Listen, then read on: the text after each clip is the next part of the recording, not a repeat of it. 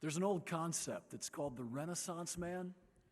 Basically, it has to do with an individual who embraces and who exceeds at many eclectic and seemingly unrelated skill sets and qualities, bundling them all together in kind of a unique but unforgettable personality. Such a man was Marcus Aurelius, Winston Churchill, Ben Franklin, and in my opinion, today's keynote speaker, Mike McEvoy. I've known Mike for longer than I can remember, and I've always found him to be quick with a smile, quick with a compliment, and quick to lend a hand. Mike's lent an air of dignity and elegance to our advisory board meetings for over 20 years. Mike has a thoughtful and a generous personality, and he makes every event meaningful. Mike has been there for many of us in good times and in bad. Mike has provided medical care to some of us in this audience today while attending FDIC and other places, while we were struggling with one medical issue after another, and always with the most professional and the most compassionate manner. You know, Mike can speak with the same level of gravitas and street cred about issues such as hemorrhagic intracranial pressure and static intake pressure. Mike is truly the Renaissance man. He's medically gifted, firematically gifted, and probably most important, socially gifted. Let me give you the straight gouge on today's keynote speaker. Mike McEvoy, PhD, NRP, RN, CCRN, LMNO, I'm just kidding, is the EMS coordinator. These medical guys they're as bad as the Navy. EMS coordinator for Saratoga County, New York, where he's the editor of, and also the editor of Fire Engineering. Mike's a nurse clinician in the cardiac surgical ICU at the Albany Medical Center, where he also chairs the hospital resuscitation committee and teaches critical care medicine. He's the paramedic supervisor for the Clifton Park and the Half Moon Ambulance, the chief medical officer for the West Crescent FD, the EMS section board member for the International Association of Fire Chiefs. He's the lead editor of the textbook Critical Care Transport for the Informed EMS and Critical Care Guide series.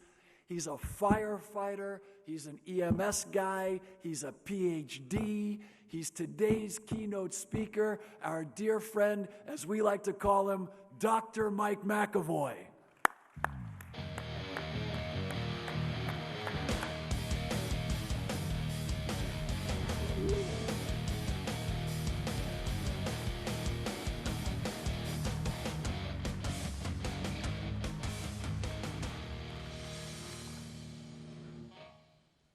Thank you, Bobby.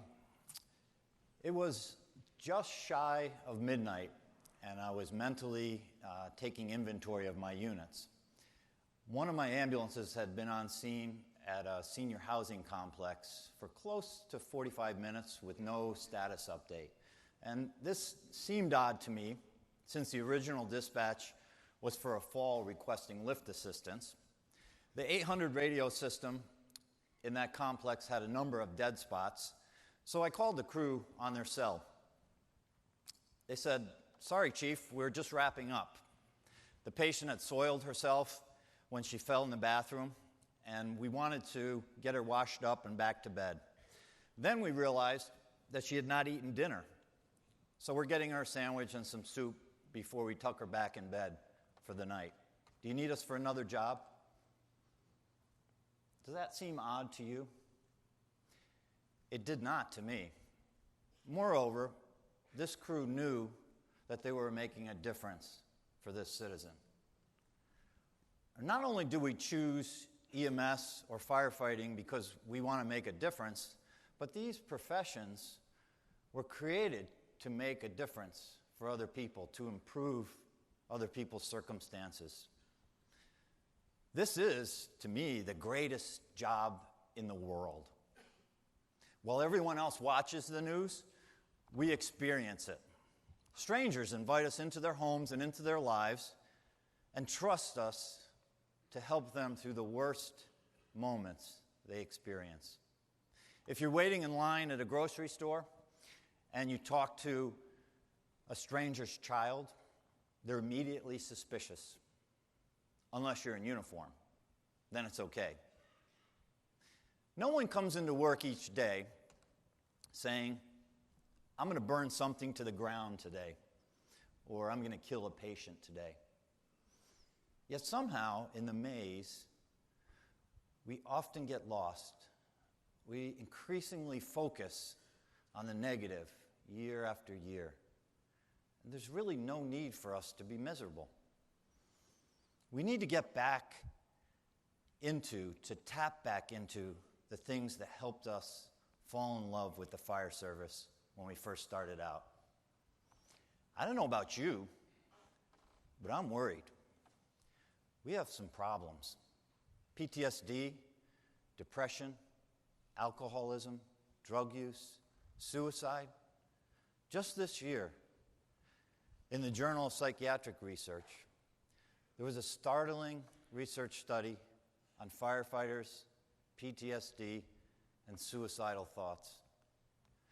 It found a third of firefighters have post-traumatic stress disorder, which is 2 to 3 times higher than the civilian population.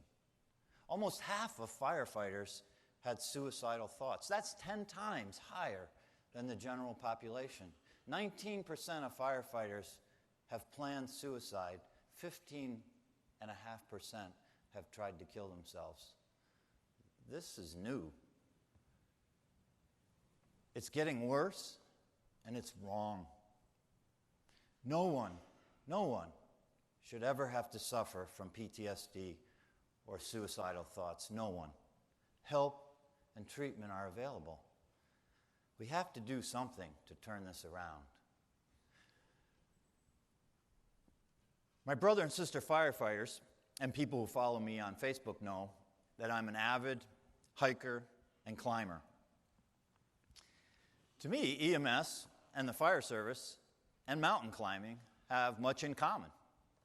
You would think, from the glamorous photos, that hiking and mountain climbing are thoroughly enjoyable, a barrel of laughs and fun. That's not true. Mountain climbing is physically and mentally challenging. It's not always fun. The beautiful and scenic snow often obscures the trail, making it very difficult to find your way. Often you have to break through several feet of snow with every step. The summits are hard to find. There's considerable danger, and you are constantly reminded of that fact. It can be incredibly cold and windy and wet, or the sun can turn you into a baked potato. There are cactus, snakes, bears, coyotes, and miles without water. So what's the point then? The point is that mountain climbers find great value in what they do. They find value in the effort, in each other, and in their accomplishments. Here's the bottom line.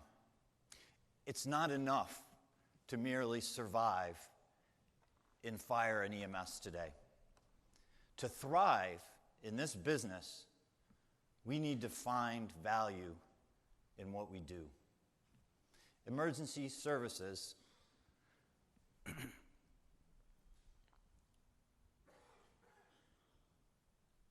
my teleprompter has gone to another slide.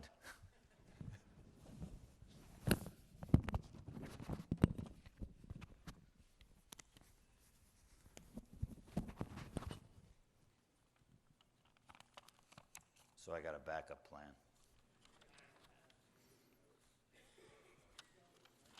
As always.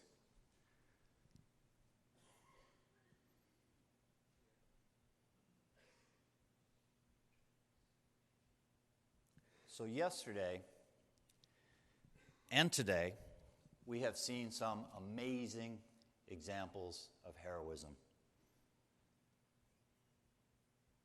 Incredible stories. Here's the truth. That grab or that save is chance. It may never happen in an entire career. You might not know it, but you actually do make a difference every single day. You use your special powers for good, not for evil. And people really appreciate it. I'm going to prove that to you. Are you aware that your personality is different from John Q. Public? When psychologists study firefighters and medics, they find specific personality traits that exist in only 10% of society. One word, adrenaline. You are addicted to adrenaline. Inasmuch, 90% of the population does not possess the personality characteristics necessary to be a firefighter, a medic, or a law enforcement officer. When friends or neighbors tell you that they cannot stand the sight of blood, would never consider running into a burning building, they're not kidding. The classic example that I often use to describe us is what would happen if you were driving home late one cold, rainy, or snowy night and a deer ran out in front of your car. You'd swerve off the road, you'd miss the deer, you'd fight to regain control of the vehicle, you'd spin around a couple times, overcorrect, run off the other side of the road. You eventually managed to bring the car to a safe stop on the side of the road. The average citizen would have wet their pants, be shaking so badly that they couldn't operate the vehicle for 20 minutes, and probably once home put the car away and not drive for a week. Those of you in this room would probably say, well, that was just cool. I wish I could do it again. You, my friends, are addicted to adrenaline. When the adrenaline is flowing, you're happy. But when the adrenaline starts pumping in John Q. Public, they are terrified. Anything but happy. And this is important because we tend to think that everyone is like us, that anyone could do this job. Not true. It takes a special person with a unique set of personality characteristics. And if you lack these, you are not and will never be able to succeed in emergency services. And we need to recognize applicants and recruits who lack these traits. They will never succeed, and they will likely stress themselves right out of the job in the process of trying. We also need to be cognizant of the fact that these traits make us really successful on the job, but at least two of them can hurt us in our personal lives. Control orientation and high expectations don't contribute to positive relationships at home and outside of work. If we expect to be in charge of everything at home, we're going to have relationship problems. When I was on the board of the New York State Association of Fire Chiefs, I called one of my fellow board members. His wife answered the phone. I asked her, "Lois, is the chief home?" "Speaking," she said.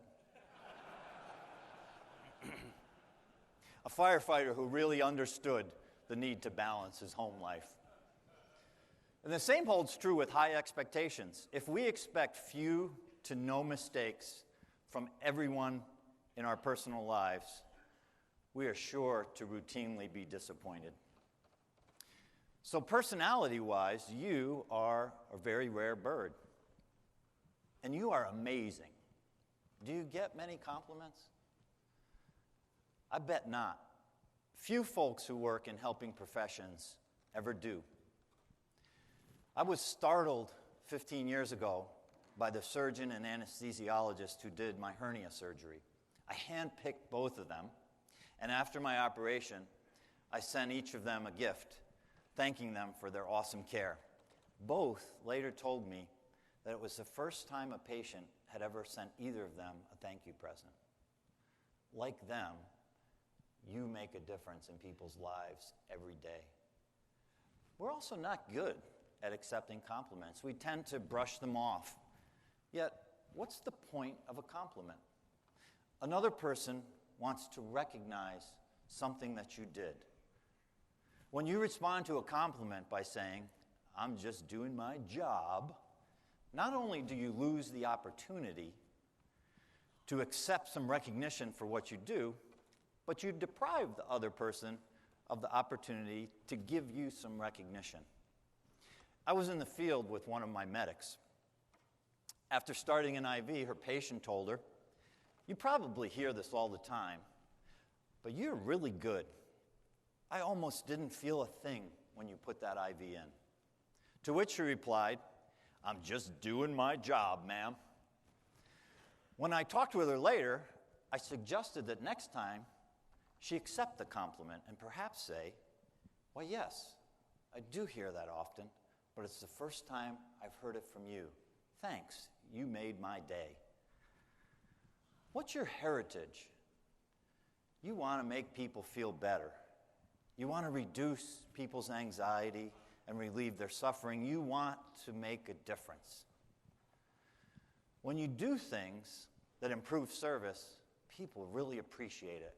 When you accept compliments, morale improves because you reconnect with your heritage, why you got on this job in the first place. When you take pride in how you look and how you act, you also reconnect with the value of being a firefighter. Sometimes we lose the value of the service that we deliver to others. How would you define a hero? To me, a hero is someone who makes a lasting impression on another person, someone they'll never forget. What's interesting about this is that these impressions are often not life-saving rescues. Are you familiar with TED Talks? A talk by a volunteer firefighter from New York named Mark Bezos, called A Life Lesson from a Volunteer Firefighter, illustrates this. Bezos arrived in time to go to work on a job where his assignment turned out to be retrieving a pair of shoes for the homeowner. Another firefighter from his company was detailed to rescue the homeowner's dog. A subsequent thank you to the fire department noted one act of kindness above all others. Someone had brought her a pair of shoes. A nurse colleague of mine, Liz Jaswich, speaks and writes books about customer service. Pretty hot topic in healthcare since hospital payments are tied to customer satisfaction surveys. Writing her most recent book, the publisher asked her to add a chapter on wow experiences, the sorts of interactions that leave a long-standing impression on patients and families. She begrudgingly agreed to do this, and she set out on a series of interviews to learn about wow events. And what she discovered amazed her. Wow stories were not dramatic resuscitations or tales of patients pulled from the brink of death, but instead, everyday, ordinary events like a nurse sitting and holding the hand of a terrified ICU patient or bringing a tired family member a cup of coffee. My opening story, an EMS crew picking up an elderly woman who fell in her bathroom, washing her up, tucking her in bed, making her some soup and a sandwich, was a wow event. She wrote to the department calling those medics her heroes. Yesterday I did a talk on avoiding EMS lawsuits. Some of you are there. Let me summarize that presentation in 2 words. Be nice. That's right. As a chief, I get citizen complaints and compliments. I have never seen one that said, "That hose flake on my front lawn was the best I've ever seen." Or, "Your apparatus placement was incredible." Or, "Your medics did a textbook application of my traction splint." Nor do I get complaints about hose lays, apparatus placement, splinting, or IV skills.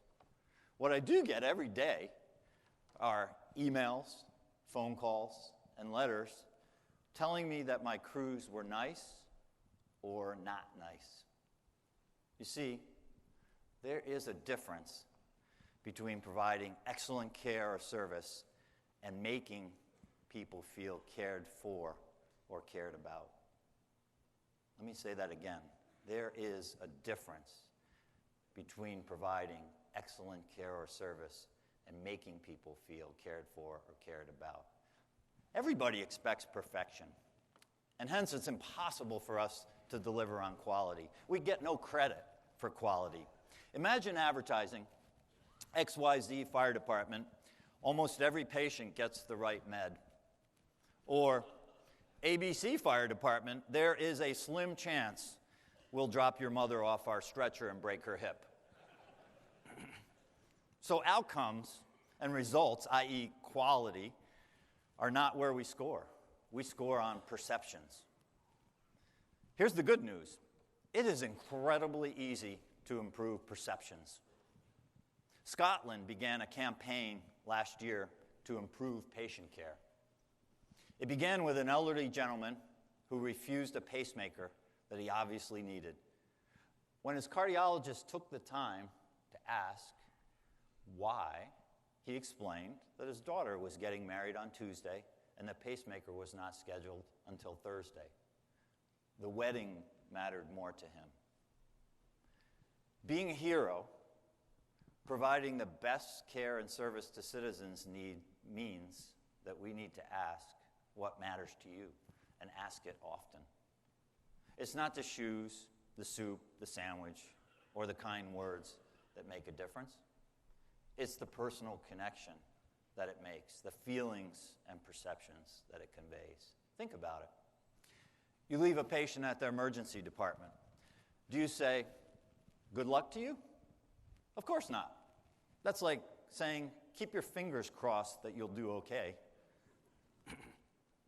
It's like telling someone, "You're going to feel a little prick." That's a lie. It undermines confidence. You want to say, "Thank you for putting your trust in us today." Thank you for putting your trust in us today. Impressions and perceptions. Most people are looking for courtesy and respect. They want us to listen to them and take their concerns seriously. Treat them with care and kindness. When we connect with the people that we serve, morale improves. Our purpose becomes apparent. We know we are making a difference. Lastly, I want to talk to you about reconnecting with the value of your brother and sister firefighters. If we want to make a difference in the lives of our brothers and sisters, then we really need to know them. Know their families, their kids, their girlfriends and boyfriends. If a member is in pain, ask what you can do to help. No firefighter should ever have to live with depression, PTSD, suicidal thoughts, drug or alcohol problems. If you see something, say something. We have to do a better job of being our brother's keepers. When it comes to morale, I think for many of us, our company motto has been, if you don't make me happy, then I can't make our citizens happy. If I'm not a happy firefighter or paramedic, I can't have happy patients or customers. You don't make me happy, I can't make them happy. Yet when firefighters believe in the work they're doing and understand how the work they do is important, they are satisfied. And that's when we move from a negative culture to a positive one. If you leave morale in someone else's hands, you will be unhappy and dissatisfied. Morale is not the job of the boss. Most people are not negative people, yet too many of us support negativity. The absolute best place I have ever worked is in the cardiac surgical ICU back at home in Albany, New York. This is my 29th year in that ICU, and from the day I started, I have loved every minute I spend there. Everyone who works there is happy, positive, upbeat, and they love their work. When a negative person comes to work with the staff, they never stay for long because the unit culture repels negativity. One of the most effective ways to let negative people know you don't appreciate their complaints is to ignore them. Let their moans and groans fall on deaf ears. That way, they won't interpret our uh-huhs and yups as positive reinforcement. Working in the fire service in EMS is a really hard job. way too hard to have to put up with people who are in a bad mood every day. We owe it to ourselves to manage our own and our company morale. If we're going to create a positive workplace environment, we have to choose to be happy. Happy as individuals and happy as teams. When someone asks me, how are you doing? I tell them I could not be better. And people are suspicious sometimes, but isn't that better than a sourpuss, same stuff, different day? Happiness doesn't just arrive. It's something that we have to work towards. In fact, every time you open your mouth, something good comes out or something bad comes out. An interesting study published in 2015 in Pediatrics found that resuscitation teams exposed to rude comments while caring for a critically ill child in simulation made significantly more errors. In fact, 12% of all errors were directly related to the impact of rudeness. Brothers and sisters, the fire service is also a high-stakes, high-stress job. Rudeness and incivility not only depress morale, it can cost lives. So maybe you're thinking, I'm just not a happy person. Let me tell you how you can be happier in just 21 days. Sean Aker, a psychologist who studied happiness, proved that if you rewire your brain to think more positively, you would become more intelligent, more creative, and more energetic in just 3 weeks. You do this by picking a time each day to write down 3 good things that happened in your life in the previous 24 hours. Time after time after time, when people, organizations, boards of directors do this, they find that their self-reported happiness increases by 31% in 21 days. Try it yourself. So let's practice a couple things.